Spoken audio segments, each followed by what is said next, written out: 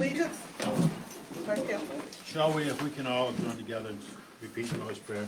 Our Father, who art in Lord heaven, hallowed be thy name. Thy kingdom come, thy will be done, on earth as it is in heaven. Give us this day our daily bread, and forgive us our trespasses, as we forgive those who trespass against us.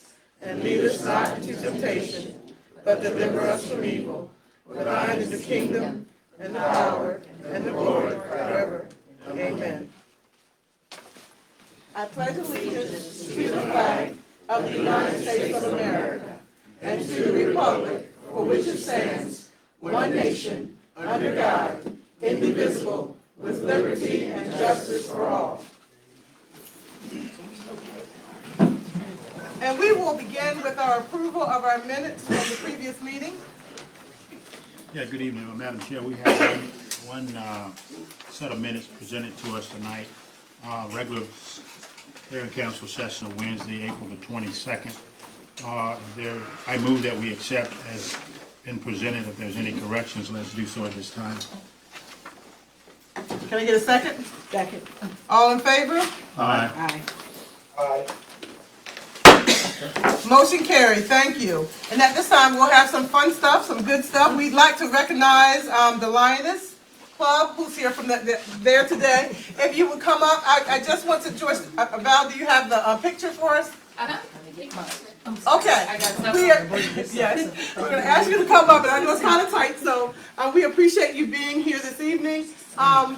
We are always excited whenever our citizens take it upon themselves to try to do something just to help Crisfield, to beautify Crisfield. And so it just so happened that we got this picture. They were not doing this for recognition. They were just doing this because this is what they do. And so I want to thank them as a civic organization in our community who help us by getting out, taking their own time, and actually going out to help beautify it. So I just wanted to recognize that moment because we did get the picture. So this is a certificate of appreciation from the Mayor and Council of the City of Crisfield, presented to the Lioness of Crisfield, this 13th day of May, 2026.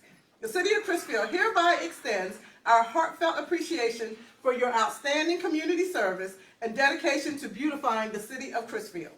Thank you for all that you do. As witness our hand and seal of the City of Crisfield this 13th day of May 2026, the Mayor and Council of the City of Crisfield, Darlene Taylor, Mayor, Eric Banks, Council Vice President, Laverne Johnson, Councilwoman, Ivan Lankford, Councilman, Casey Goldsboro, Councilman, and Hitesh Patel, Councilman. Can we give them a hand? We are so grateful. Richard, you want to do this now while we have it? If I can get Council to come out, we'll come around the front of the table and we will do our presentation. So again, thank you ladies for all that you do. If you don't mind coming across the front, we'll surround you and we'll give this to you. Thank you so much. We appreciate all that you guys do. Yes, you guys can put it in the middle. And then you guys can hold that, okay? We just want to be there to say thank you. No, we want to, yeah, perfect. Thank you. Thank you. There's a lot of back heads here now, you guys in the front second row. Yeah, I got to bow down. You guys still look great. Thanks again, everybody. We appreciate you. Thank you. Thank you.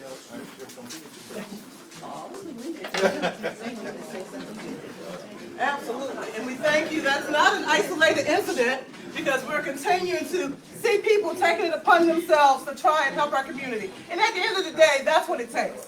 It takes every citizen doing a little bit, and then together it's a lot. So our next thing is our recognition for Mrs. Francisco, who does not want recognition. So she did not want us to do this at all. And so we still are going to give her this certificate because she did it. But she took it upon herself. If you guys go downtown to see what she's done here, it is amazing. So we are so grateful to her because she just did that on her own as well. So let's give Ms. Francisco a hand. That's Ms. Francisco. And she would not come because she did not want any recognition, but we will recognize her anyway because I just think it's wonderful. I know we all have a lot to do. And when we take the time out to just go and do something to help, then that's important. So just wanted to do that. Okay, and now still more good stuff. We have our police chief, Eric Lee, who's going to introduce to us our police cadets who will be going into the academy and soon be official police officers here in Crisfield. Really excited. Hello, Chief. everybody. Come on in. I didn't recognize them, by the way. I've met both of them before, but tonight they really outdid themselves, so, yes, So these are the cream of the crop yes. who I'm hiring here. We had several applicants for the police academy this summer. We have several positions open. These two made it through, and I'm very selective when it comes to a police officer for this agency. The filtering process, as some of you know, I know you know Councilman Langford, is tremendous to make it to the end, and this is just the beginning of it. So this is Patience Patton. She lives in Chrisfield. She's 30 years old. She's originally from North Carolina, graduated high school in Virginia. She'll be starting the academy with Rico, my other applicant here. He's originally born in Haiti. He's a naturalized citizen in 2021. And I believe he speaks French, Creole, and some Spanish. Oh, wow. Okay. Yes, outstanding qualified applicants. They were right at the top of it, and I'm just happy to have them with a new direction for the Chrisfield Police Department. They have a long road ahead of them. The people of Chrisfield are counting on you to make it. I'm counting on you to make it, and I'm going to support you 100%. And they're going in July, is that They're correct? going in July 1st, and we will see them in December. So it's a 6-month process that they go through the academy. But we are there to support you, and we are so grateful that you've chosen to have your career here in Chrisfield. So can we give them a hand, guys?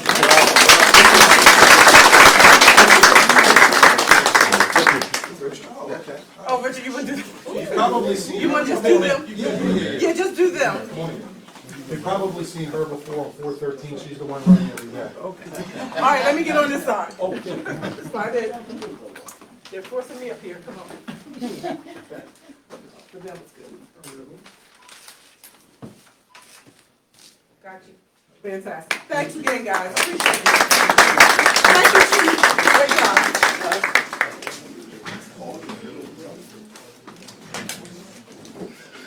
Okay, now we have a wonderful, this just keeps getting better and better. So this is our citizens stepping up to help Chrisfield and help keep us safe and helping the chief. He's actually very, very supportive and involved in this part of the process. But this is our neighborhood watch presentation from Mrs. Langle, who has been working this. This was from the beginning, and her team is here. So if you guys would mind. Come on, Myra. Come on, she's not getting up.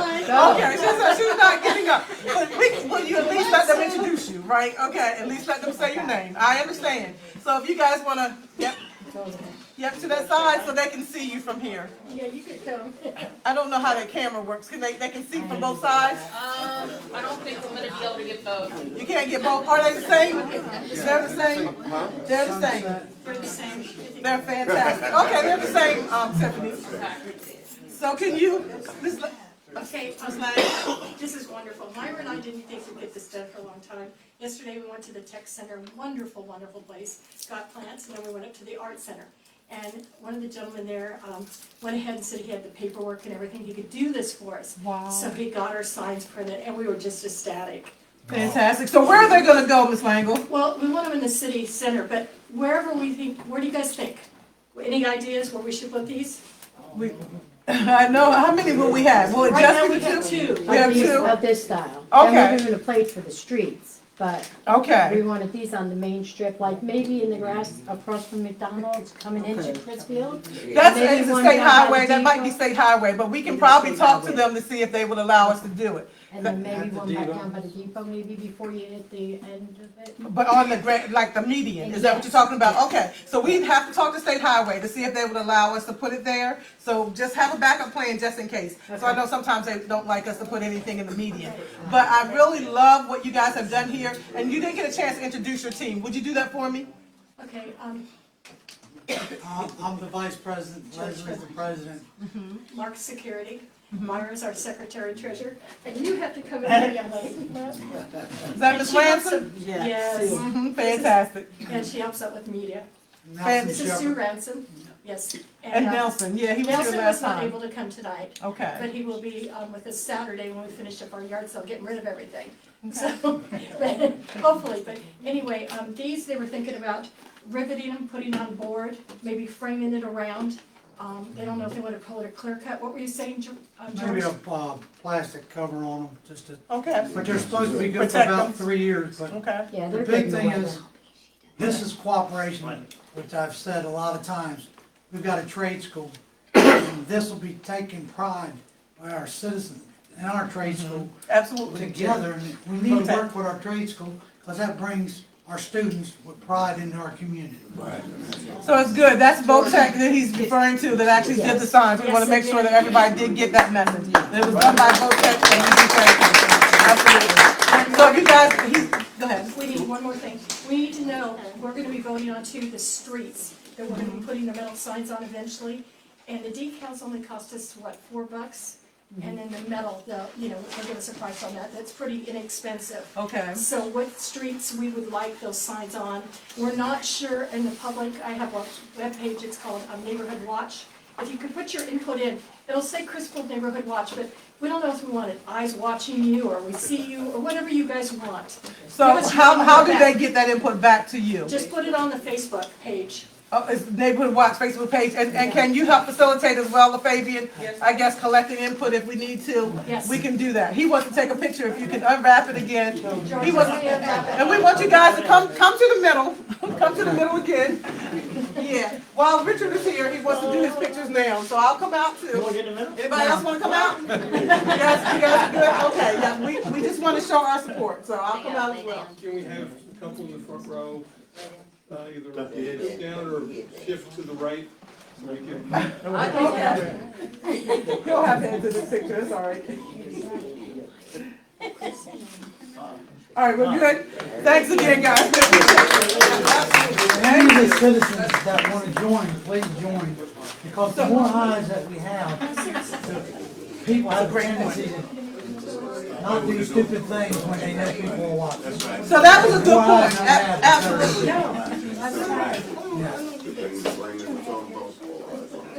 So that was a good point. Ms. Lango, I know she's out in the hallway, but Mr. Freely had brought up, if there's other people who want to join in to be able to be a part of the Neighborhood Watch, how do they do that? On Facebook, there's a Neighborhood Watch page. Just put your name on there. Come to the meeting. It's not this Thursday, it's next Thursday at 6 o'clock, and it's here. So next Thursday at 6 o'clock here. So if you're interested in being part of the Neighborhood Watch, come out. Come on, I'll feed y'all. Yeah, she's good at that, absolutely. Guys, we appreciate you. Thank you so very much for that. We still have good things going on the screen. I think they're with us they're on Zoom. So it's going to be a little bit difficult because they won't be able to see them, but they have their presentation for the screen, Jennifer? I'm not sure. Okay, so is it Alexandria who's with us from the Center for Watershed Protection? Yes. I think I see Alexandria. Hello, Alexandria. The Center for Watershed Protection has been providing technical assistance to us through our ARPA funds. And one of the things that we're required as a city to do is to have a lead service line inventory. In other words, we know we have a lot of old houses and we know that there's some lead in them. And so there's a requirement for us to be able to know where those lead lines are. Now, we won't go directly to your house, but anything that goes by you, we have to inventory all of those lead lines and then report what those are. And then at some point, we need the money to be able to replace them as well. So this part of it, Jennifer, Alexandria, you want to tell us a little bit more about what you guys have done for us here? Of course. So. I see it on your screen, but it's not on the screen here. Is there a way to get it, Tiffany, to the screen? I didn't know that she was gonna have one, And I can read what's on the slides as well, I apologize. So this is our lead service line inventory and mapping. That's what it says, but I don't think that we can project that to our screen. She has it on her screen. So she's going to read what she's actually been doing, so you won't see it up here. But go ahead, Alexandria. I'm gonna give her my email address to email it to me real quick. And then while she's starting, I'll get it worked up. Are you able to do that, Alexandria? Are you able to email it to us from where you are? But I can also just copy it through and email it after if that works as well, if that's okay. It's Yeah, relatively simple. It's yeah, just that nobody else can see it. How many slides is it? It's just 2 slides. It's only a couple of slides, so yeah, I think we'll be fine. If you want to talk us through what you did for us. Yeah, of course. So there are federal requirements for the federal lead and copper rule revisions and requirements, as Mayor Gilley just mentioned. Each city, municipality, and the water utilities are required to go through the city and check their lines to see whether or not there's lead. And as part of that process, you have to inventory all of the water lines, which involves using GIS data and mapping resources, and sometimes this includes digging through old paper records and inventorying all of that and pulling it together in a comprehensive way so that we can look at it and then begin to go through, find which service lines have lead. If they do, go about replacing them. So it's actually a very long process, and the Center for Watershed Protection has been assisting the city with issuing an RFP to have contractors and bidders do that work for the city. So as part of that process, there were 2 bid proposals that came through. The city and CWQ reviewed those bids and their best and final offers, which is after addressing some questions and other things, they came back with updated fee proposals. And so based on those proposals and the best and final offers, we realized that the addition of comprehensive physical field verification of the lead service lines or of the water service lines, which is going out in the field and checking each one, finding where they are and testing to see if there's lead, that it was cost prohibitive given the current cost and funding available. So, and the unknown extent of exactly how many lines would need to be tested in person. So we removed the field verification from the project. And as part of that, there were 2 bids. One was from 120 Water and one was from Davis Bowen Goodell.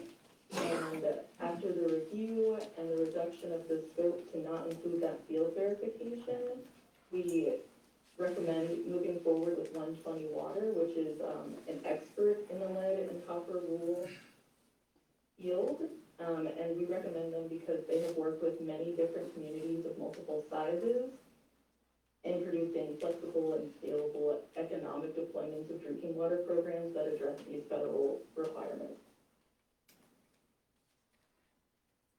Okay, so I think, okay, so you're making the recommendation, and we can't see actually what the differences were in the 2, but I think I'm trying I just to. wanted to pause for a second to see if anything will come up, but I can keep going through the differences between the 2. You have another slide? Yeah. You have another slide? Okay, all right, yeah, maybe that's what I'm waiting for. Okay. Okay, so the first bid was Davis Bowen Goodell, and their score from all the reviewers was a 7.7 out of 10, and their fee that they proposed for this work was $79,294, so just about $80,000 for that work. And 120 Water came in, and our scores from the reviewers came to an 8.7 out of 10, and their fee that was proposed was $58,750, so almost $60,000. So it's about a $20K difference between the 2, and a couple differences.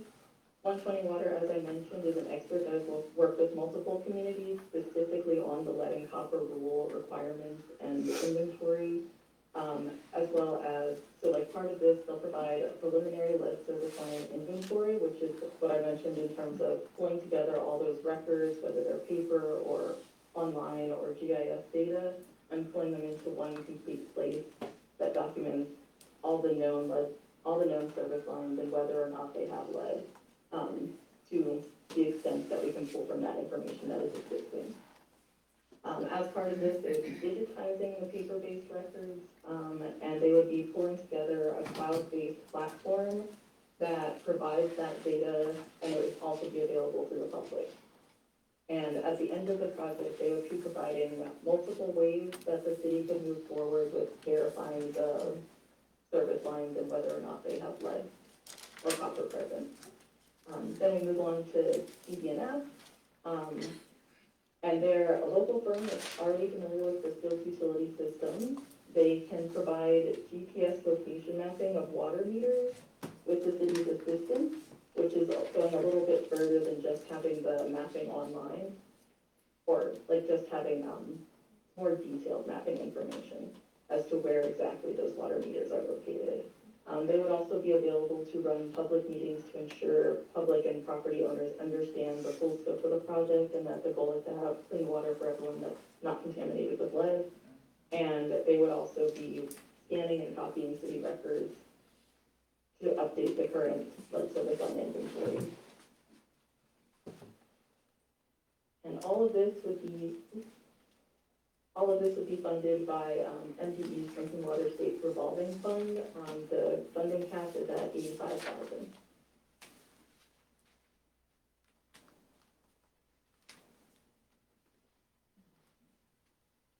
Okay, Alexandria, are you done? I wasn't sure. Yes. Okay, all right, so you're making a recommendation. Normally, we would have that in front of us, so it's a little bit hard for us to, we can't really see the screen that you actually have up because it's so far away from us, but I just want to make sure I understand. So you removed the field verification from this request for proposal. Originally, it was in there that they would actually go out to the field and try to verify where every line was. Is that correct? Yes. Okay, so as opposed to that, what's the gist of what they're going to do now, as opposed to that? You're going to get an inventory of the service lines themselves, and based on existing records, whether or not they think that there is lead or not, based on perhaps when the building was built or anything else that has been redeveloped since it was initially built. You'll have the lead service line, and then you'll also have mapping for that information as well. So in GIS, you'll have parcel-based data. In the case of DBS, you would be able to have the GPS locations mapped for the water meters, to make it possible that they could be found.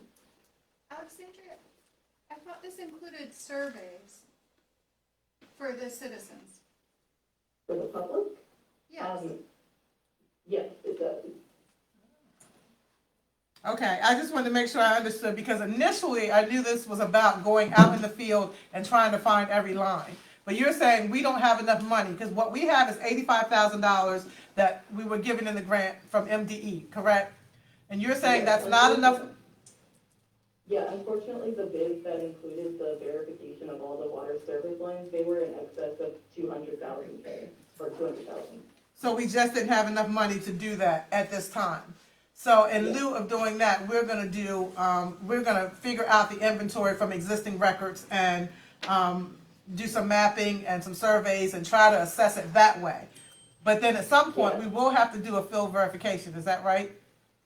Yeah, this will be like an initial first stage to make sure that that inventory is pulled together as complete as possible based on the existing information. And then in next stages, I think it might end up being best to phase it as part of like each portion of the city is assessed, because it is really hard to tell how many service lines need to physically be checked. Okay, I just need to have that understanding. Now, based on that, you guys had a recommendation based on what they're gonna do. It was Davis Ford and Fidel, and it was 120 water. Is it 120? Yes. Okay, and so usually we would be able to see on the screen those two bids that were different. So what were the two bid numbers again? Would you mind? DBF? For DBF was 79,249,000. I'm sorry, 79, 249, 294. 294. 79, 294. And then and then 120 water. Was 58,000. Mm-hmm. 750. 750? Yes. Okay, and so you guys did the assessment of the two proposals, and your recommendation was? 120 water. Okay, and that was based on, usually there'd be a few things that show the differentiate. In this case, it could have been cost, but you also said that I guess you felt 120 water had done this specifically for some other municipalities?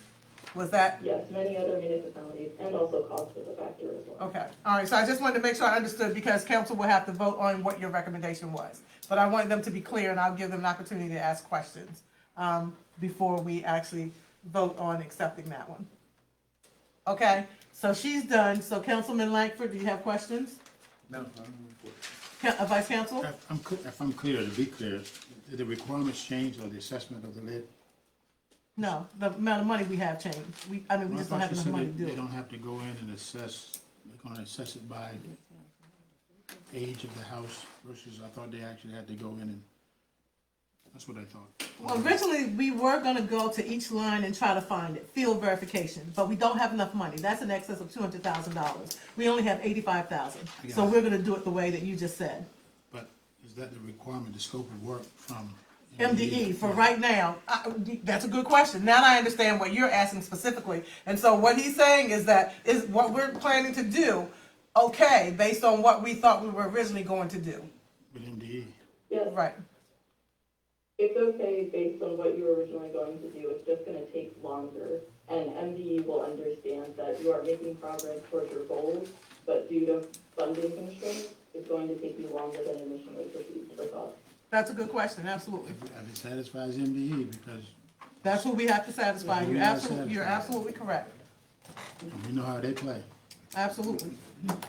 Okay, all right, thank you. What, that was my question. It's like, I was trying to look at it. It's a $19,000, maybe $20,000 difference. Is the scope of work different? Like for 120 Water and DB&F Davis Point and Vidal? That's a It's big largely difference. the same. I did list a couple of the differences because that DPNS said that they could provide GPS locations for the water meters, so they would be on the ground. So that's Getting why the they're water on meter the wall. locations to Okay. the extent possible. And also that, 120 Water will be providing like an online cloud-based platform with all that information available to the public and the city. And the city will be able to keep that up to date as they go through the different phases. So they both were offering something just a little bit different, but Okay, yeah. That was my question. Yeah, that's a because good of the question as well. $19,000, Absolutely. $20,000 difference, yeah. Okay, Okay. okay, and Councilman Patel, you still on? Yes. Your question? So, just a question. Do you think it would be, sort of like whatever the leftover monies from 85, do you think it'd probably be a better idea to locate the meters and all that, or that's not in the scope?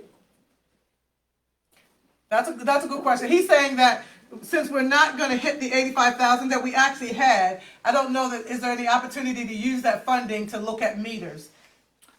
Jen? If I could just address the source of funding, I'm gonna try to do this off the top of my head. Alexandria may have the numbers in front of her.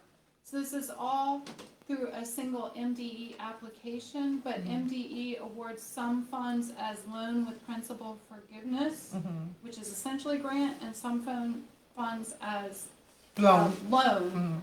And I believe in this case, there's about 60,000 that is that loan with principal forgiveness, and about 20,000 that is just loan. Is that correct, Alexandria? Do you have those numbers in front of you? Yeah, that's basically those are the numbers, yes. So So if you were to, okay. if you were to use the full 85,000, some of it would be more of a loan of like 20,000 compared to what can, they're both loans, but one, because it is forgiven over time, can be perceived as a grant. But I guess the question is, can we use it for, I guess, Councilman Patel, you were asking about, for the meters? Is that allowable in the scope of what we said we were planning to do? And I think that's something we can look into, and I think, you know, we should do that. Should we decide that this is the way we would go, it would save us some money, and we can look into that, Councilman, Thank you. and see if that's something that would be allowable. That'd be the question. Include meters? Didn't the first bid that she gave include the meters? But 120 didn't, right? That's why it is. Yes, that is correct. I believe ADF includes Include the the GPS location of the meters, and they will be on the ground with, I believe, city staff to locate the meters. Oh, Yes. So, right, so, no, so it would still, I think, be within scope. If we are gonna do that portion of it that was not in the 120 original bid. And then the question is, you know, do we bid that out? Would that be separate? We would have to make that decision. So that's why I said it's definitely something that we'll look into and see how we can accommodate that if possible. My understanding, if I'm correct, Alexandria, is that both companies bid within the scope of the project. So, is that correct? So what's currently proposed by each company is within the current scope. Yeah, I don't think that's really the question, but I think the question is if in their original bid, they did not have that actual activity, and now we're saying if we have money left over, we may want that activity. The question is, how do we expand their scope, or do we have to do something different? So let me make sure I understand, Alexandria. I think what the question was is that DBF was proposing to do something that 120 was not. Is that correct? Yes. Okay, and so if we choose 120, we don't get that issue with the being able to GIS to be, right? No, not based on the current, I mean, there isn't an existing contract, but not based on the current proposal. Absolutely. So we would have to look at what we would need to do should we want that service. No, if, my understanding is if you want that service, you would select DBF's proposal, but maybe I'm misunderstanding something. Sounds like. And not necessarily. I think that, I think what,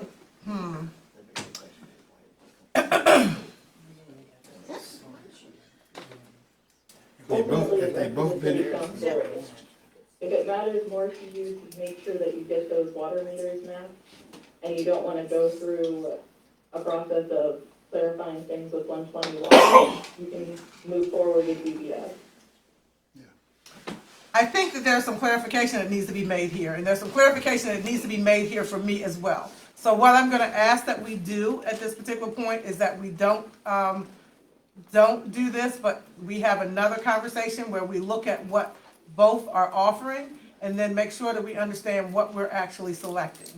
Because I think there's some confusion here, and I wanna make sure I understand. Can I say this, Mayor? Yes. What you're saying, and I agree with you. In other words, it's the scope of work. If both companies bid it on the same scope of work, but one company says, this is what we're gonna do inside of what the scope said, right? And they're leaving out a certain piece of it, right? So then this is why we're not getting the meter side of whatever they're going to Right.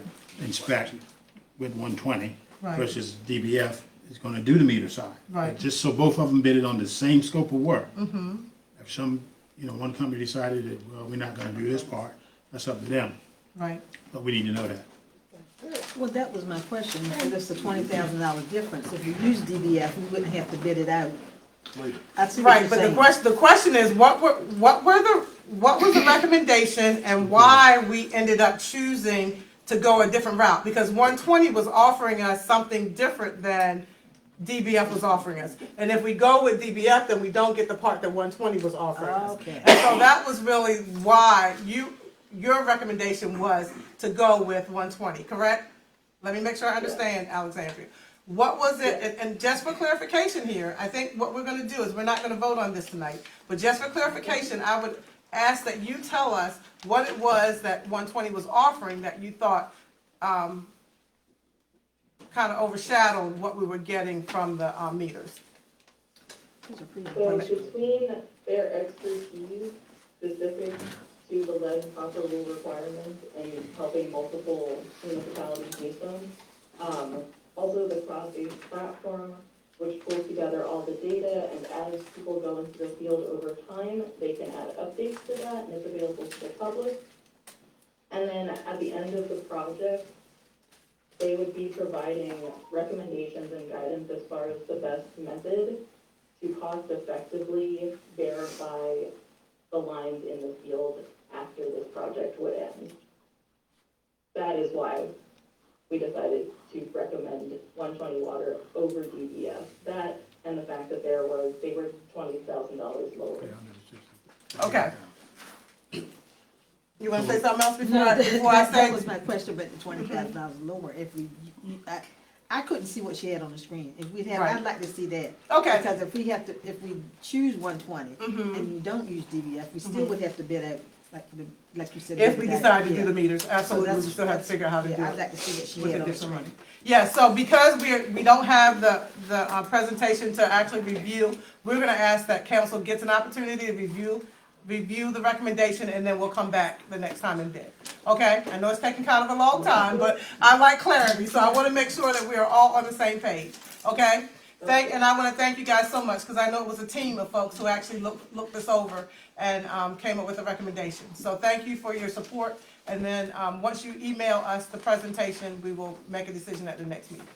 All right? Because it's not a time issue. It's not time sensitive, correct? How time sensitive is it? At the next city council meeting is fine. Okay, all right, so then that's fine. Thank you so very much. Thank you. Okay, guys, thank you very much, and I apologize, but you guys kind of see what we have to go through to get to the place we need to get to. All right, so let's keep going. We're excited about the fact that the update for the earmark for the wastewater treatment plant seems to be moving along. Ms. Merritt, can you make your way? I think so. All right, thank you.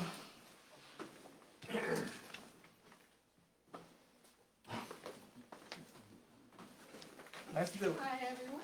Okay. Yes, so good news, we had put in an application for an earmark or congressionally directed spending of $5.36 million for the wastewater treatment plant. All of our legislators moved that along, which is a big deal. That shows a lot of support. So Senator Van Hollen, Senator Alsobrooks, and Congressman Harris all moved this on to the Appropriations Committee for consideration. There's a lot of items in that, over $5 million. Some of the biggest ticket items are $650,000 for UV disinfection, sludge dewatering equipment for $900,000, sludge drying beds for $325,000. But most of the items that are needed in there are $100,000 to $200,000 each. There's a lot of expense involved in that. This is the application that would be matched by MDE funds if they are approved. The next step is for the Appropriations Committee to review all the requests and see if we continue along the process. So we're excited about that. You guys have heard us talk a lot about the fact that our wastewater treatment plant is so old. So we did put in this request, this earmark, to be able to get $5.3 million to be able to replace a lot of that old equipment. And BJ, I know you're happy to hear that that's happening. I see Jason back there, who was really instrumental too, along with Moonshot Missions, who came up with a list of the things that we need to replace over at that wastewater treatment plant. So this moved along, and this is a big deal for this earmark to be moving along.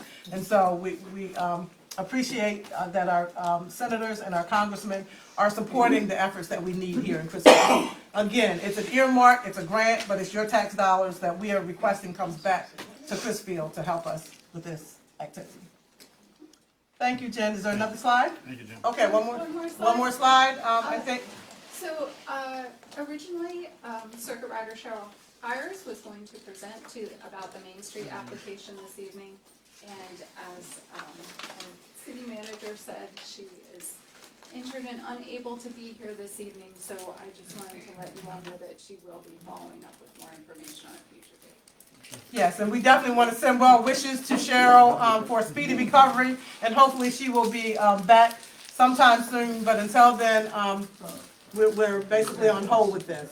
Go ahead. Can you share with council that when you went through that you saw the application to change? Sure, Just yeah. briefly. Sure, yeah. So I spoke with the Department of Housing and Community Development Main Street staff, and the application process will be that the city can submit an application next month, and then for the 3 tiers, so we can submit for the first tier, which is connected, and then they will let us know in January if we are approved. If we are approved, it comes with a lot of benefits for grant applications. So we would be first priority for our other DHCD applications, which is a source that's been really important for the city. Thank you. Fantastic. Any questions before we let her go? Councilman Patel, any questions? No questions, thank you. Okay, thank you very much, Jen. All right, and so we're going to keep moving. Ms. Collins is on Zoom, and she's going to give us an update on our other earmark that we're really happy to be trying to support, and that's the request to submit to the Rural Maryland Council for our fire department match. Ms. Collins, you have a presentation for us? Yes, I think they have it in the room. Okay. Yes, we're ready. Okay. So, yes, so we are, requesting approval to submit a letter of intent to the Lower Maryland Council, for the 25% match that we're doing with the, earmark, grant that we have, and it's a $450,000 match. A little bit of background, I know, we talked about this in the previous, meeting. So the project is to relocate the fire station along with emergency shelter and, resilience hub to a non-flood, permanent site somewhere, on Maryland, 13, with an estimated cost of $1.8 million. And we did get the earmark with the support of many of our government officials, Congressman Harris, Senator Carosa, Senator Cardin, and I messed up and put, I left the van off, but Senator Van Hollen, for the 1.3, which is 75% of the project. If you go to the next page. And so the scope of this is basically to support the engineering, architect design, environmental review, bid ready documents, site prep, utilities and whatnot. So it's not building a firehouse somewhere, because that would cost way more than $1.8 million, but it is getting all the groundwork and stuff ready to be able to go to that next phase. So the letter of intent is due on Friday. If we submit the letter of intent, the Rural Maryland Council will review all the letters of intent that they get, and then the week of June 8th, they will invite those who they want to submit a full application, and the full application will be due on July 10th. So I guess my request tonight is to see if council will approve us going forward with submitting a letter of intent. Okay, so just for clarification, that we have an earmark that we've gotten for $1.8 million, but there's a match that's required. And that earmark is to help the fire department begin their initial engineering and design work. It's not building a fire department. It's their engineering design work and laying some of the infrastructure.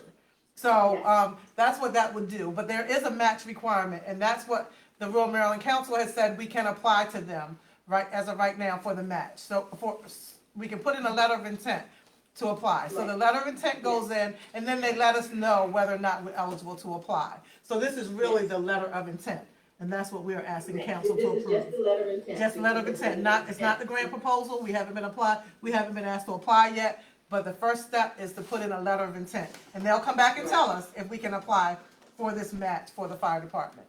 So the question is, can we put in the letter of intent? The match. For the match. The letter of intent is just for the match, the $452,000. Questions? Councilman Langford? Councilman Vice Council? Councilwoman Johnson? Councilman Patel? No questions. Okay, based on that, can I get a motion?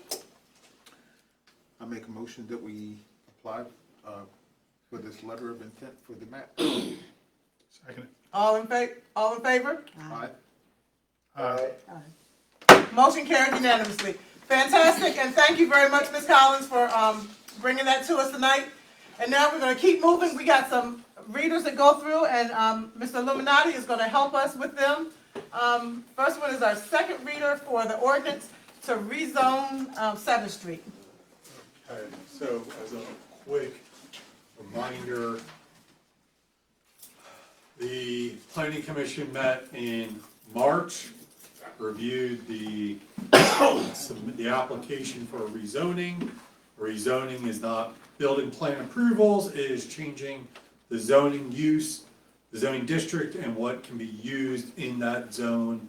So the parcels are currently zoned light industrial, and the property owner wants to have them zoned tourist maritime. There are different uses between the zoning districts with some overlap. The Planning Commission heard the application. Planning Commission was open public meeting, nobody attended. Then the Planning Commission came back in April. They formally voted on findings of facts and a favorable recommendation as to a change in the substantial change in the neighborhood. That was then presented to Mayor and Council at the first reader in late April. And then the public hearing that's required by code and state law was held Earlier today, there were some people present speaking in favor. The applicant was here, discussed his rezoning request. There was some discussion among the council as to the various factors that were required by state law. And now we are here for second reading. Is that a fair summation of where we are, public? I think so, Okay. but yes, basically, and so for those who are not aware, the 7th Street, project rezoning is, down where, what we used to call Hoptown. Yeah, absolutely, so most people know where Hoptown is, and so, just, looking at, it's called Crab and Cruise Real Estate, and they're looking at developing that area down there to be what we call a tourist destination. But right now, some of it is not zoned that way, it's zoned still industrial. But what we're saying is that we haven't had industry down there for some time, and so changing that to tourist maritime would allow that tourist development that we need in our community. And I think there's plans to move that. This isn't about that tonight. Tonight, this is about, can we zone that so that tourist maritime type development can happen? So that's what this is. But we thank Greg for coming in today and just giving us a high level of what his plans are in terms of wanting to develop that area. I think the community was very pleased with learning that you said there's going to be lodging there and like maybe hotel, maybe entertainment, pickleball, dog parks, recreation, all kinds of things is what, and rental, maybe rental lodging, a huge development down that area. And we know that, what I said earlier was that we know that seafood is our legacy and it will bring people here. But tourism is more of our future. If we can get them here, we gotta have something for them to do. And so, and a place for them to stay. So this would encompass all those things, and we were really excited about that. But you can't do any of that unless the zone is correct. And so we're here tonight. They've been to the planning commission and done all of that. And then we're here for the second reader of whether or not we can change the zone to be tourist maritime instead of industrial. So that's what we're here doing tonight. All right. Thank you, Andrew. Ordinance number 738, an ordinance of the mayor and city council of the city of Crisfield to rezone certain parcels from light industrial I-1 to tourist maritime TM and to amend the city zoning map accordingly. Where section 4201 of the land use article of the Maryland Annotated Code provides a Maryland municipality the power to amend zoning regulations and boundaries, and whereas the city of Crisfield has received a zoning map amendment from Crab Cruise Real Estate LLC requesting to rezone certain real property identified as parcels 126 and 228 on the Somerset County tax map, and whereas Crab Cruise Real Estate LLC seeks to rezone the aforementioned properties from light industrial to tourist maritime, citing mistaken existing zoning classification as substantial change in the character of the neighborhood, and whereas the intent of the proposed rezoning is to develop the property in a manner consistent with the tourist maritime district with the stated goal of facilitating economic growth in the city of Crisfield, and whereas the City of Crisfield Planning Commission met on March 31st, 2026 to hear testimony and receive evidence on the rezoning request. On April 14, 2026, the commission voted to make a favorable recommendation to the mayor and city council to rezone the property. The commission issued a decision and findings of fact articulating why the property should be rezoned due to a substantial change in the character of the neighborhood. And whereas the mayor and city council adopt the recommendation, decision, and findings of fact of the commission in full, the mayor and city council adopt the March 31st, 2026 City of Crisfield Planning and Zoning Department staff report in full. The mayor and city council independently find that it is in the interest of the city to permit the rezoning for the reasons set forth in the findings of fact of the mayor and city council attached here to as Exhibit A and made part hereof, in holding that there was a substantial change in the character of the neighborhood. And whereas a public hearing on the zoning amendment was held on Wednesday, May 13th, 2026 at 4:30 p.m. at the Corbin Library after the first reading, and said hearing was published at least one newspaper of general circulation in the local jurisdiction once each week for 2 successive weeks, which said notice specified the time and place at which the mayor and city council of the city of Crisfield will hold a public hearing on the proposed rezoning. Now therefore being enacted or ordained by the mayor and city council of the city of Crisfield, that section 1 approve the rezoning of certain real properties identified in Somerset County tax map as parcels 126, 228 from map 72A from light industrial to tourist maritime, citing a substantial change in the character of the neighborhood for the reasons set forth in Exhibit A, the findings of fact of the mayor and city council, Section 2, further, the zoning map of the city of Chrisfield shall be updated to reflect the approved rezoning as to the parcels enumerated in Section 1. Section 3, the recitals set forth herein above are incorporated in this section of the ordinance as if spelled out in full in Section 3. And 4, this ordinance shall take effect in accordance with state law and the city of Chrisfield code. That's the whole thing? That's the whole thing. Okay, all right, fantastic, guys. So you guys have heard the second reader of the rezoning request, and we talked about what that is, and now I'll open it up for discussion for the council before we ask for a vote. Any discussion? I'm excited. Okay, I've got excitement on the table. Councilman Patel? No discussion. Okay. Big project, if it's fulfilled, Chrisfield will be different. Absolutely. Okay, so we're all excited, so can we? Yes, we can, Mayor. Wait a minute, hold on, let me make sure, I'm looking at Andrew, because I don't want to miss a step, and he'll tell me if there's something else I need to do. A motion to approve with the the ordinance with the findings of fact as attached to the ordinance. Mayor, if I may, as the ordinance is entitled 738, been read for a second reader, I move that we accept this zoning change from light industrial towards maritime. With the findings. With the findings of the facts. Can I get a second? Second. All in favor? Aye. Aye. Aye. Motion carried unanimously. Fantastic.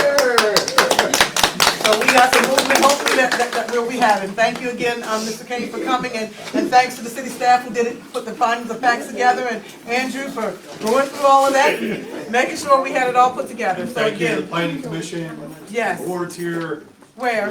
Yes. Back, there's a big, short meeting notice, special meeting because of timing with counsel for the applicant, so a lot of work all the way around. Thank you, and thank you, Mr. Ward, and anybody else is here from the planning commission. George, you're on the planning commission as well. Thank you, Mr. Freely, you guys for all that work. We appreciate it, and we're looking forward to seeing results.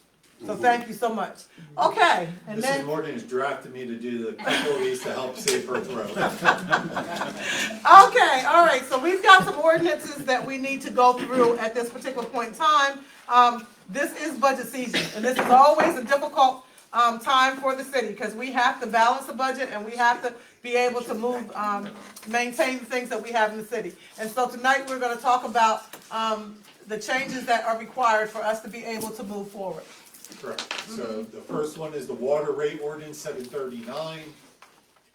This is an ordinance of the city of Chrisfield, Maryland to set and establish the rates for the water service fees and charges for the proposed fiscal year 2026-27 budget of the city of Chrisfield, Maryland. Whereas the Maryland Code Environmental Article 9-705 and Section C9-1 of the Charter of the City of Chrisfield authorize the city to construct, operate, modify, and maintain, thank you so much, a water and sewer system. And whereas Environmental Code Section 9-723 through 26, and Section C9-13 of the Charter of the City allows the city to establish rates, fees, and charges for municipal water and sewer services. And whereas the water and sewer rates of the city must be set and established in accordance with the fiscal year 26-27 budget. And whereas on May 28, 2026, Mayor and City Council, in accordance with MD Code, will have a public hearing on this ordinance and the water rates set forth herein. Now therefore be ordained and enacted by the Council of the City of Chrisfield, Maryland, that for purposes of adopting the water rate schedule for fiscal year 26-27, the budget of the City of Chrisfield, Chapter 109 of the City of Chrisfield Code is hereby amended as follows. Section 109.6, subsection A1, inside the city limits, strike to $24.20 per month per unit to $26.85 per month per unit with water utilization of 4,000 gallons or less in a month. Commodity charge, water utilization excess of 4,000 gallons in a month, strike $3.50, insert $3.90 per 1,000 gallons per unit. Outside the city limits, minimum charge water utilization of 4,000 gallons or less in a month, strike $48, insert $52.30 per month per unit. Commodity charge water utilization in excess of 4,000 gallons in a month, strike $3.50, insert $3.90 per 1,000 gallons per unit. There are no changes to the outside hookup lines. In subsection B, for inside the city limits, the first 15,000 gallons shall be for commercial or other than residential dwelling or small commercial customers, shall be strike $4.80, insert $5.33 per 1,000 gallons. The next 65,000 gallons, strike $4.15, insert $4.61 per 1,000 gallons. All over 80,000 gallons, strike $2.10, insert $2.90 per 1,000 gallons. Outside the city limits, the first 15,000 gallons, strike $5.70, insert $6.33 per 1,000 gallons. The next 65,000 gallons, strike $4.80, insert $5.33 per 1,000 gallons.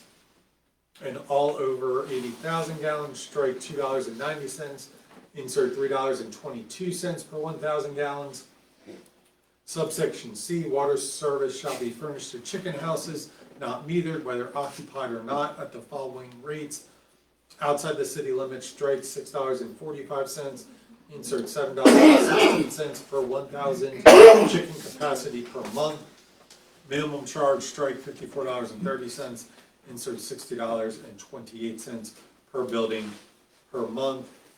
And be it further ordained by the mayor and council of the city of Crisfield that this take effect independent of all other provisions, and this ordinance shall become effective on July 1st, 2026. So that's first reading for the water rate, and public hearing is on May 28th. Right, so that was just the water rate. Correct. Right, okay, so we're gonna go through the water rate and the sewer rate. And so the water rate for citizens, and Joyce just walked out, but I needed her to come back in, because I think the basic water rate for citizens will go up by $2.50, Joyce? Yes. I know it's kind of a precision, $2.50. yes, Estimate. around $2.56 or something like that. So it would be $2.50 more. So the reality of it is, we're living in a world where everything is rising, there's no question about it, and we're trying to keep up. So it would be an additional $2.50 on the water side, $2.50 roughly on the sewer side. It's like a percentage, so it might be a couple pennies off, but that's about what it would be. We just read the one for the water, and now he's gonna read the one for the sewer, and that'll be the other $2.50. Go ahead. All right, ordinance number 740, ordinance of the city of Crisfield, Maryland, to set and establish the rates for sewer service fees and charges for the proposed fiscal year 26-27 budget of the city of Crisfield, Maryland, whereas Maryland Annotated Code Environmental Article 9-705, and Section C9-1 of the Charter of the city provide for the city to construct, operate, modify, and maintain a water and sewer system. And whereas Maryland Environmental Article 9-723 through 726 and Section C9-13 of the Charter allow for the city to establish rates, fees, and charges for water and sewer services. And whereas the water and sewer rates of the city of Crisfield must be established in accordance with the proposed fiscal year 26-27 budget, and the appropriation thereby made and established for purposes of water and sewer department. And whereas on May 28th, Mayor and Council of the City of Crisfield, in accordance with the Environmental Article 9-727, will conduct a public hearing on this ordinance and sewer rates set forth herein. Now therefore be ordained and enacted by the Council of the City of Crisfield, Maryland, that the purpose of adopting the sewer rate schedule for fiscal year 26-27 budget of the City of Crisfield, Chapter 94 of the City of Crisfield Code is hereby amended as follows. 94.9 services charges enumerated is amended as follows. Subsection A, domestic single-family dwelling residence and small commercial customer. 1, minimum charge, water utilization of 4,000 gallons or less in a month. Strike $42, insert $44.50 per month per unit. 2, commodity charge, water utilization in excess of 4,000 gallons in a month, strike $5.70, insert $6.05 per 1,000 gallons per unit. Subsection B, business establishments such as industrial buildings or plants, manufacturing plants, restaurants, seafood packing houses, and others, according to the amount of metered water used or discharged as follows. 100% of the water service billing or a minimum charge of strike $122.30, insert $129.64, whichever is greater, and be further ordained by the mayor and city council of the city of Crisfield that all provisions are independent, and this ordinance shall become effective on July 1st, 2026. So that was sewer. Thank you, Andrew, and I just did the math, so I wanted to make sure I did a correction. So $2.50, 42 to 44.50. That's the general one for the regular citizen. That is $2.50. But the other one, which is a percentage, is like $2.65. So it's a total of maybe $5.15, not just $5. So I just want to clarify kind of what we're working with in terms of the water and the sewer together. That's the one that regular citizens will see that, right? That's commodity charge, not that one, just this one. Okay. Yep. Mm-hmm. Just one correction on that first reader, you said the public hearing would be on the 28th, it's only 27th. So I call it that as was a little bit there. All the public hearings are on the 27th. Right. So the public hearing will be on the 27th. Wednesday, May 27th. Okay. Is what's being advertised, not Thursday, May 28th. Okay, So, all right, that's what was in the ordinance. Councilman Blanchard, yeah. Okay. But what we're posting out says the 27th. The 27th. Okay. That's all right. Should've been in Right, today's Val? paper. Yeah, it should've been in today's. Should've been in the paper, I didn't get paper Richard's yet. got one, he's checking that. Okay, all right, well, we're getting there. We do, that was water and sewer, and that's basically where we stand with the general public. We also have garbage one that's required by contract to increase 3%. So we'll see what that number actually turns out to be. Joyce, do you know off the top of your head how much of an increase it For is? the garbage, Mhm. it's 3%, it went from $14.80 to $15.25. That'll be in the ordinance that he We reads. know what that is? 3%. No, I wanted to know how much money it was. 25. What's the numbers? What do you mean, 45 per cents. month? 45 cents. 45 cents in a month. 45 Oh, cents. yeah. That's the number I was I trying thought to you get meant to. for Okay, the year. I want to be clear. I want folks to get a good idea I was of what we're talking about. calculating We're talking about for the money. year. So from the garbage side, it'll be another 45 cents. That's what For we want you guys weekly to understand. collection. Yes. Okay. All right, Let's so go. ordinance number 741, ordinance amending chapter 58 of the city code entitled Garbage, Rubbish, and Refuge by amending the provisions of said chapter 58 of the city code as set forth hereunder, whereas the mayor and council of the city of Crisfield established chapter 58 of the city code entitled Garbage, Rubbish, and Refuge by passage of ordinance number 189 in 1942, whereas the mayor and council of the city of Crisfield acknowledge that chapter 58 of the city code entitled Garbage, Rubbish, and Refuge should be amended and otherwise updated to reflect current rates for garbage, rubbish, and refuge collection in the city of Crisfield, specifically to amend the rates charged for said collection services as the mayor and council deem necessary and appropriate for the provisions of said collection services in the city of Crisfield.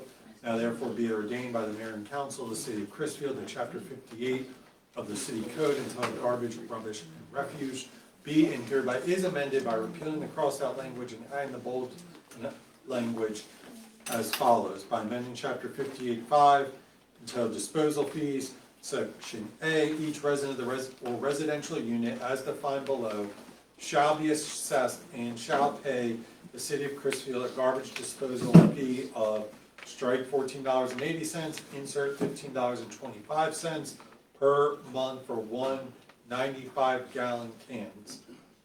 Up to 2 additional garbage cans may be added for an additional fee of strike $14.80, insert $15.25 per can.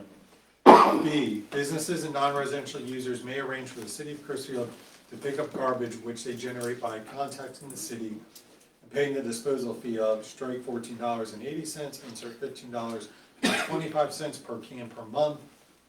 Upon making arrangements for the city will extend the same garbage collection services to participating businesses or other non-residential users as are extended to residential users, it being specified though not by way of limitation, that pickup for a business or other non-residential user shall be no larger than which would be accepted from a residential user, i.e.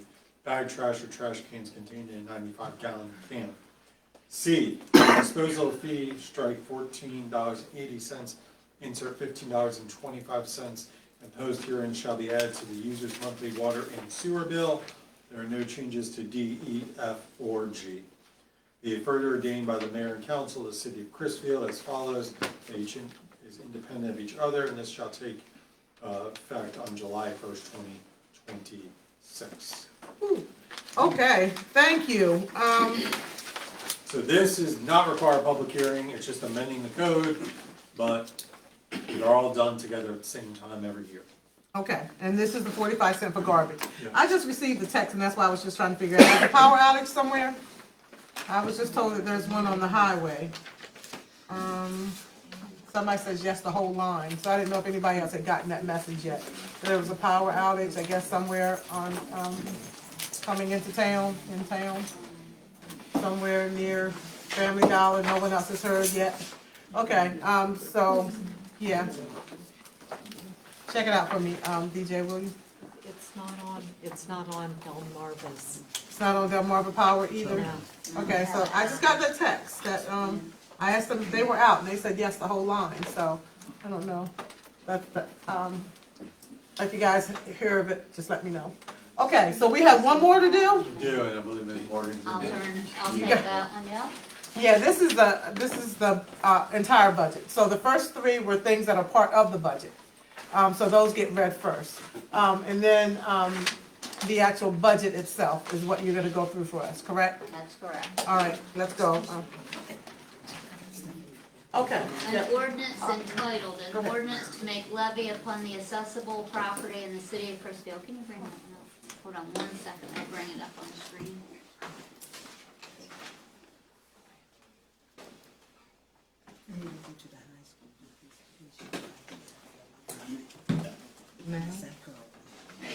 Okay, an ordinance entitled, an ordinance to make levy upon the accessible property in the city of Chrisfield, Maryland, subject to taxation for city purposes generally and establishing the budget for the year beginning July 1, 2026 and ending June 30, 2027. Section 1, be it enacted and ordained by the mayor and council of the city of Chrisfield, Maryland, that a levy be and is hereby made upon the accessible property in the city of Chrisfield, Maryland, subject to taxation for city purposes generally of 87 cents on each $100 of accessible real property and $1.75 on each $100 of accessible business tax for the period of time July 1, 2026 to June 30, 2027 inclusive.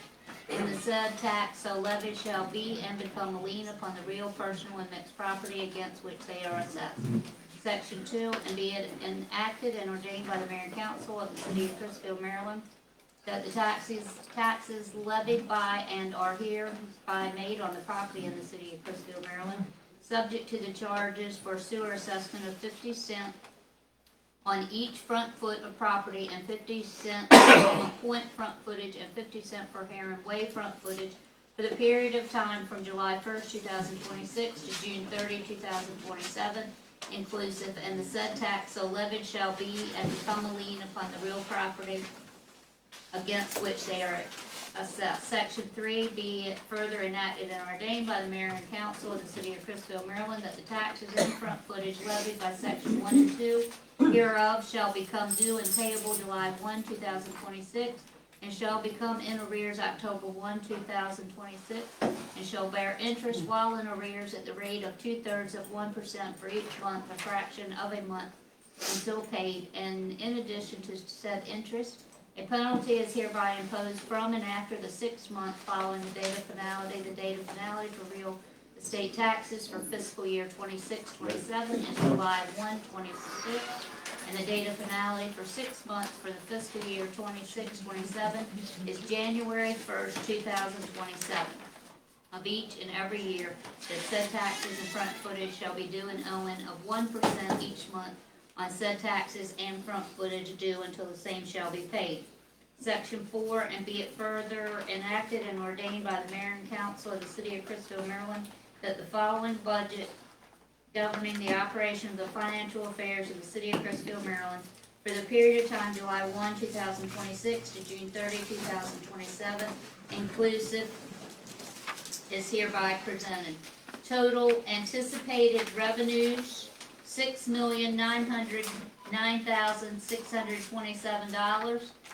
Total anticipated expenditures, $6,909,627.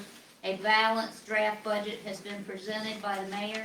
Section 5, be it further enacted and ordained by the mayor and council that this ordinance shall take effect from the date of its passage and be effective for officially July 1st, 2026. This is for first reading. Thank you, Joyce. This is basically what we have our budget work session on. So earlier today and a couple weeks past, we as a council meet and look at our budget in detail. And so we had a budget work session and we're continuing to do that. This is the first reader of the balanced budget, but each council person has already seen what that is. So there's no vote or anything that happens. There is a public hearing for the water and sewer rates, and that will occur again on May the 27th, correct? Correct, Wednesday, May 27th. At 5 o'clock? Correct. Right? Did you see it, Richard? Oh, it was last week's paper. Okay. Okay, we just want to make sure that the public's aware, and Fabian, you can help us make sure that we put that out. So there will be a public hearing for the water and sewer rates. We've gone through the first reader of everything else for tonight. And did council have any questions on any of the first reader information that was provided this evening? Wednesday, May 27th. Councilman Langford? Councilman, thanks. Councilman, Johnson? Sorry about that. Councilman Patel, questions? No questions. Okay, again, I want to thank everybody. We are at the point where we have a lot of public to hear tonight. So I appreciate you guys coming out. If anyone had anything to say, this is where we allow public input for 2 minutes. If you'd like to have any comment, then you're welcome to do that at this time. Anyone? George Short. I believe on the rezoning, that when we rezoned those two parcels that we're talking about, if I'm not mistaken, we rezoned all the way from 7th Street to the dock, which really will affect the great area of the city. Wasn't that Just for the two parcels. now, but part of that rezoning, the ordinance change was, I thought was from 7th Street all the way to the dock? No, it's just for the two parcels those at two the parcels. end of 7th Street, across from where Handy's was. Yeah, Those two parcels. So then, those abut the wastewater treatment plant.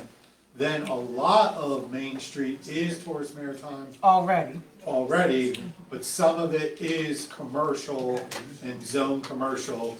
And as a general update, in 2028, which will be here before you know it, the city will be redoing the zoning map. So that will be the time to see overall what's changed in a decade, what can be redone, should there be a new zone, there's the CRR overlay there. Right. There's a lot of other moving parts. There was great ambition a decade and a half ago when the comp plan was revisited in 2010. All of that will be getting looked at again in the near future. Somerset just did its comp plan, and so all of that will change, hopefully with this property being granted the rezoning, with ideally some substantial development coming in the near future, that will further change how the planning commission will look at the rest of the properties in that area. Okay, I thought because we were discussing the rest. Okay, yep. So there'll be an opportunity soon, it sounds like. Thank you. Okay, anyone else have anything they'd like to say for public input? Sure, would you I, would you mind standing? It seems to me that you're in the right direction for Chrisville to begin to look like it used to look. I mean, we need that. We had stores everywhere. And it seems like it's coming back, and that's a good thing. Thank you. Okay, appreciate it. Anyone else? Well, thank you. We appreciate the public input. At this time, we would normally have our youth council report. That too, I'm texting, apologize to youth council because it's student recognition night. Okay. They're supposed to get awards. Okay. I've been texting back and forth. Okay, so they are doing what they do best, and that's their education. And it sounds like they've done a wonderful job. Both of them will be graduating this year, and we are so proud of them. And the city does offer a small scholarship, right, to our graduating seniors who sat as our youth council. And that was Miss Tylia Lane and Mr. Trenton Brenningham. And so both of them are graduating this year, and we wish them the best. And so now we're going to jump to our council comments, and we'll just go right around. We'll start with Councilman Langford. Don't have much tonight. I'm excited about this Neighborhood Watch. That sounds like a wonderful program, and I think it's coming along great. They're putting in a lot of work, and I encourage anybody that wants to join Neighborhood Watch, or if you want to start one in your neighborhood, reach out to them and get the information. I'm sure they can help you get started. So, but other than that, I'm excited about Chrisville moving forward. Thank you for coming out. I like the full house. How many years law enforcement? 30. 30 years of law enforcement. All Baltimore, right? In Montgomery County. I keep doing that to you every time. It's Montgomery County. They're not the same place. So if the chief is busy and you need help with Neighborhood Watch, reach out He's to your me, man. and I'm sure I can remember a few things. So. Thank you, Councilman. Vice Council Banks? Not a whole lot, Mayor. Again, to all our department heads, Director of Public Safety, Chief, I thank you for your services that you provide for this city and our citizens. I'm excited about something that the Mayor won't let me get out yet because we're going through budget session and so forth, but our city dock, the project that we have, we've got our final designs for what the city dock's gonna look like, and I'm excited about it.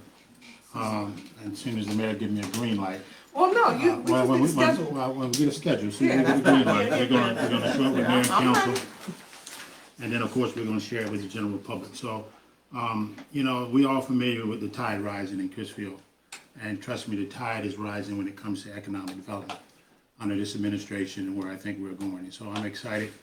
As they say, when the tide rises, all boats rise. So the opportunity rises for everything in the city of Chrisville as we continue on this path that we're on. Thank you all for coming. Another packed house tonight.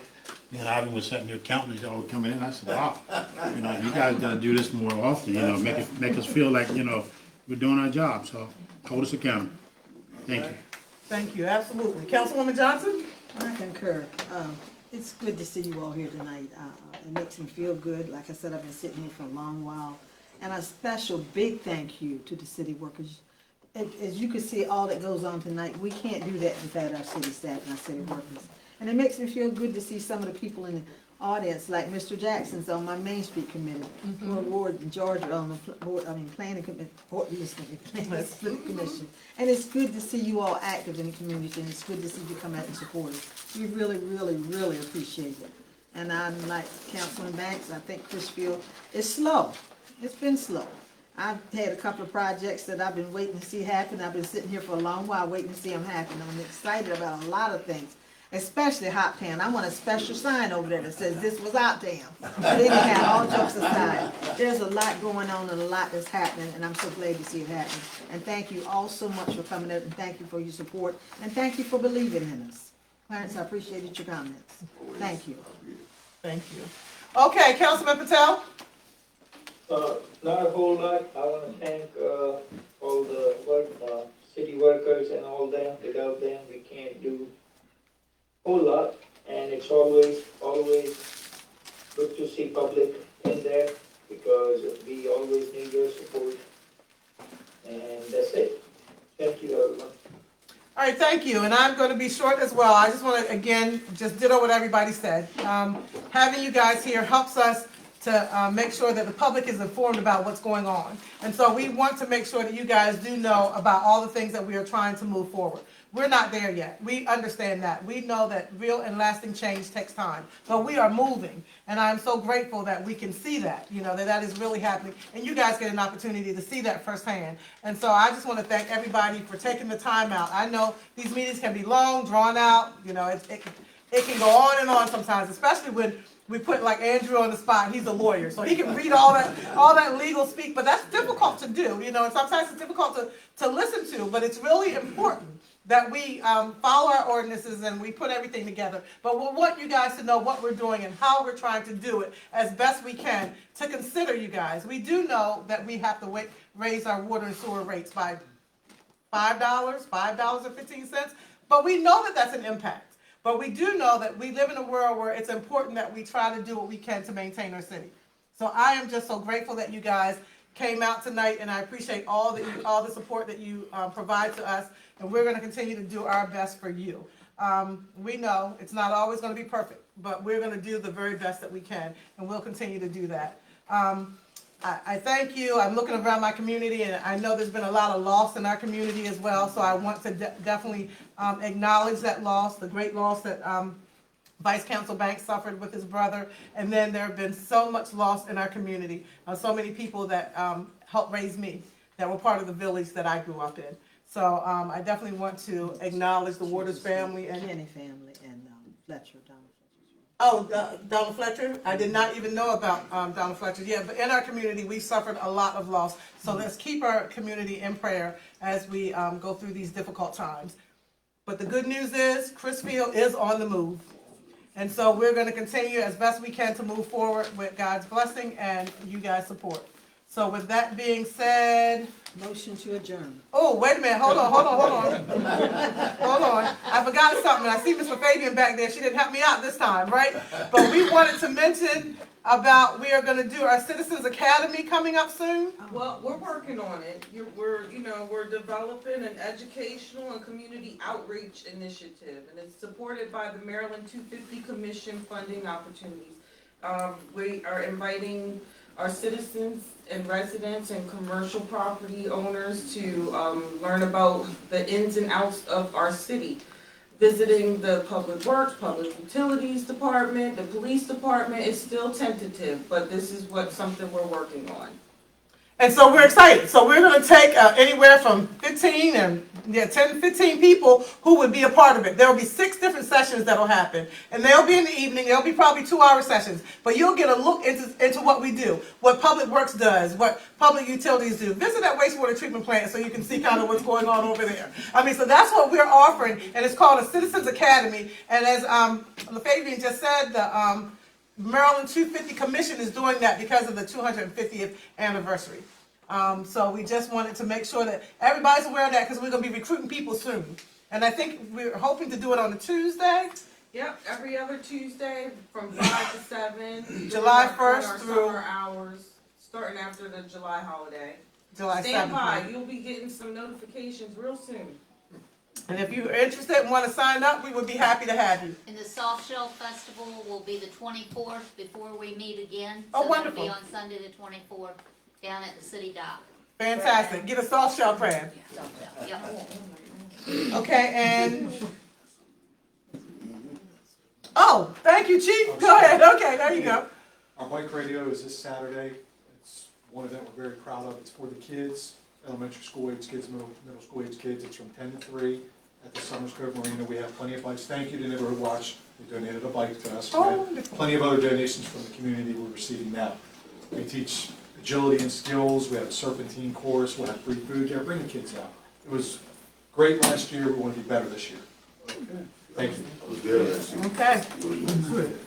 Okay, but there's nothing else, and I'm sure there is, but we'll hold it for the next time. Okay. Can I get a motion? Motion to adjourn. Second, third, fourth. All I'll second that. all in favor? Aye. Aye. Motion carried. Thank you.